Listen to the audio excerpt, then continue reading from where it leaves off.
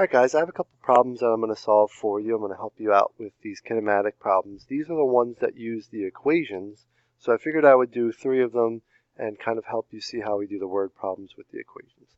So, I'm going to start with number 1, and I'm going to read it. It says a car in front of Clearview accelerates from rest to 35 meters per second in 3 seconds. What is the acceleration of the car? The first thing I'm going to do is look at the things I have 35 meters per second and 3 seconds. Those are the two numbers I see. When I read it again, it says a car in front of Clearview accelerates from rest, which means that that's going to be our third given. There are the 3 givens right there. And then the last question is that the thing that we're looking for is what is the acceleration of the car.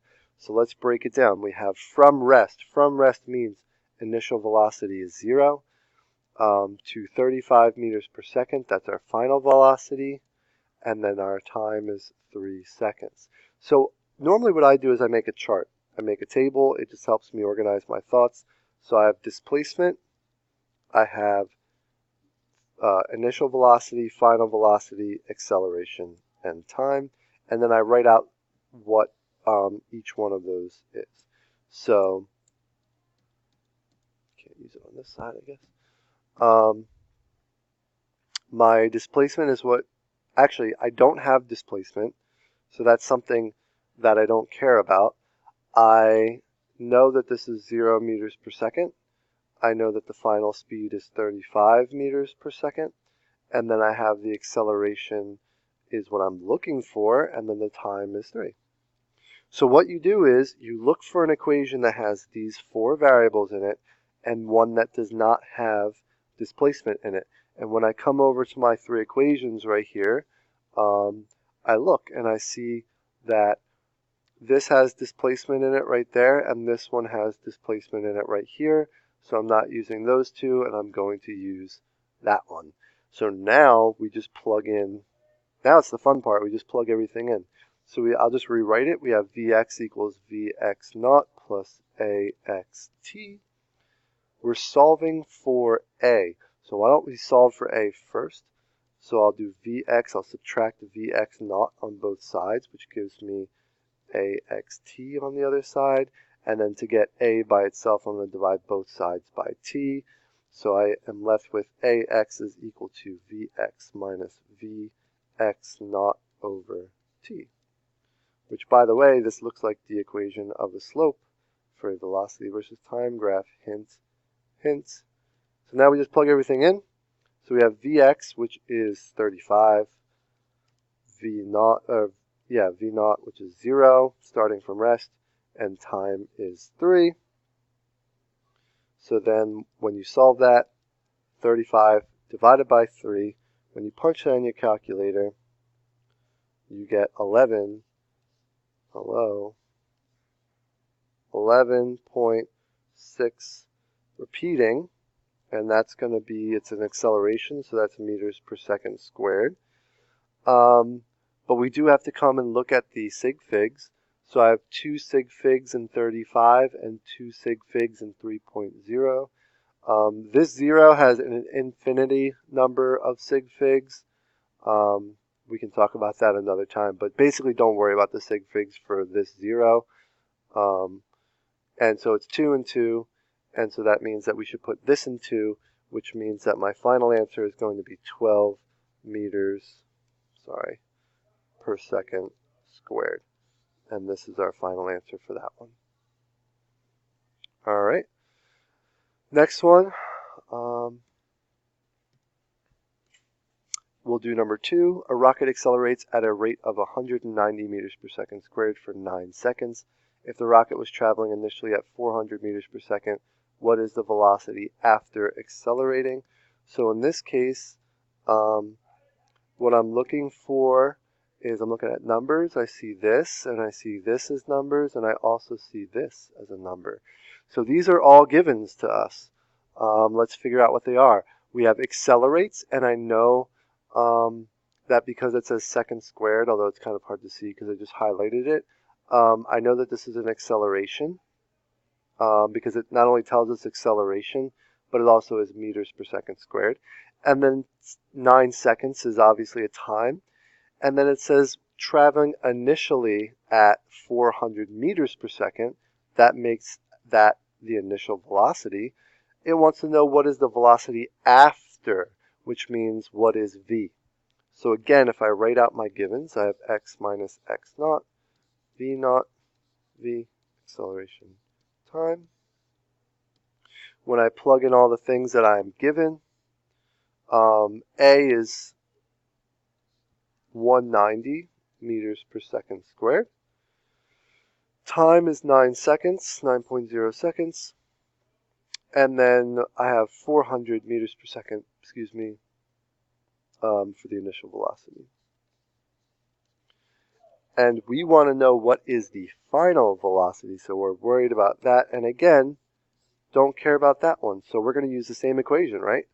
Vx equals Vx naught plus AXT. And again, I know that because I have these four things, right? V naught, V, A, and T, V naught, A, and T. So that's why I'm using this one. Now I'm looking for V final, and guess what? It's already in that form, right? So now all I have to do is just plug in. So Vx is equal to, I'll do it in red, Vx naught, which is 400, plus the acceleration, which is 190 meters per second squared, times time, which is 9.0 seconds. So when I punch this in my calculator, I'm going to do 190 times 9 first, and then add that to 400, and I'm left with 2,110 meters per second. So that's my final velocity, but again, I need to put that in sig figs. This has 2 sig figs. The 1 and the 9 are significant. The 9 and the 0 are significant for that, so that's also 2 sig figs. This one only has 1 sig fig, actually, 400 meters per second. So I must report my answer in 1 sig fig, so that means 2,000 meters per second, or 2.0 times 10. Whoops, actually not 2.0, because that would be 2 sig figs. It would just be 2 times 10 to the 3 meters per second. So that's our answer for number 2. Let's do our final question, number 3. How far will a train travel while it decelerates to a stop at a rate of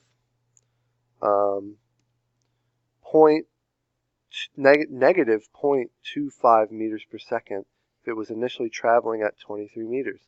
So I highlight my numbers. I go ahead and identify them. It says decelerates, which I know is related to an acceleration. So the rate of that deceleration is negative 0.25 meters per second squared. I know that that's an acceleration because of the units and also because of the context from the word problem.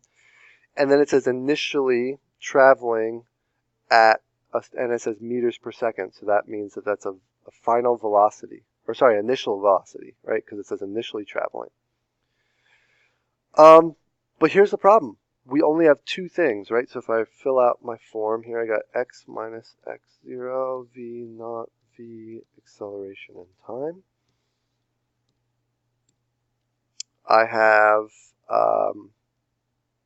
v naught, which they said was 23.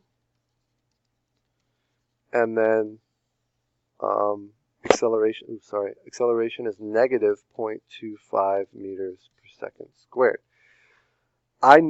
You always need 3 things. You always need 3 to find a fourth, and we only have 2. So let's go back to the word problem and see if we can't find a third one. How far will a train, so that how far part is what we're looking for, right? How far will a train, so how far is the unknown, which is going to be delta x. How far will a train travel while it decelerates to a stop? There it is.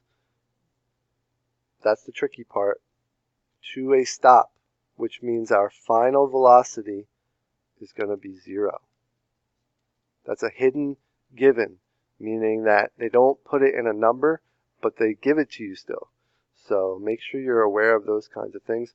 So my V final is actually going to be 0. And this time, I want displacement. So I definitely want that, but I don't care about that. So you come over here to the to your equations, and you want one that has delta x in it, or x minus x naught. And you don't want one that has time, or you want one that doesn't have time. I'm sorry. These two have time in it. So if we use those equations, we would either need to calculate for it or we'd have to know it. And we're not interested in doing either of those things. This equation has v final, v initial, acceleration, and displacement. And we're looking for displacement, and we have those other three things. So that's the equation we're going to use. So vx squared equals vx naught squared plus 2ax, x minus x naught. This is what we're looking for right here. That's what we care about. So now let's solve the problem. We're going to solve for delta x. So the way that we get it by itself, we're first going to subtract both sides by vx naught squared. So that gives us vx squared minus vx naught squared equals 2ax, x minus x naught. And then we want to get x minus x naught by itself, so we'll divide both sides by 2ax. Oh, let me make sure that that's clear. That's a subscript, whoops. So 2 times a and that little x there. So then that just cancels out with that, and we get this whole thing divided by 2a and subscript x. So to rewrite, I have x minus x naught is equal to vx squared minus vx naught squared divided by 2ax. Now you plug in. So vx squared is 0 squared, which is 0, minus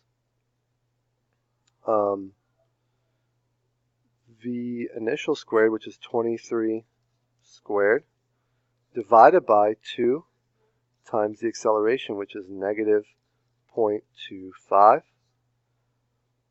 Then you punch that in the calculator, so 23 squared, and then that's negative, and then divide that by 2 times negative 0.25. The negatives are going to cancel, and that gives you 1058 meters per second squared, which you need to convert.